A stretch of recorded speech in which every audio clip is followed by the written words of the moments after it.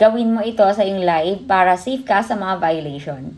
Bago kayo mag-live ay meron dapat kayong i-click muna para makaiwas sa violation sa live.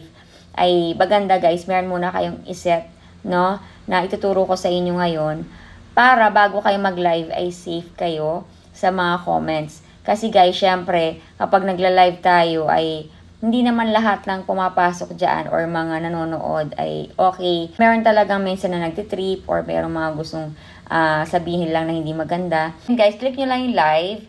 Tapos bago nyo i-go live, ang gawin nyo muna guys, click nyo yung tatlong line dito sa may bandang kanan. Guys, pag nandito na kayo, click nyo lang yung comment moderation.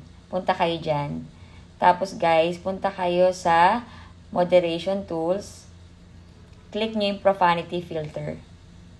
Ayan guys. Tapos click nyo yung strong. Ayan guys. Tapos done.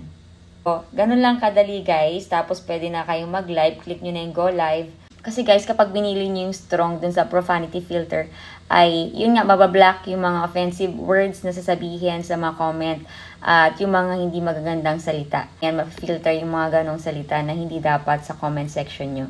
Kung nakatulong ang video na ito sa inyo, huwag niyo kalimutang i-share para makatulong din tayo sa iba. At syempre, follow niyo na rin ako para updated kayo sa aking mga susunod na tutorial.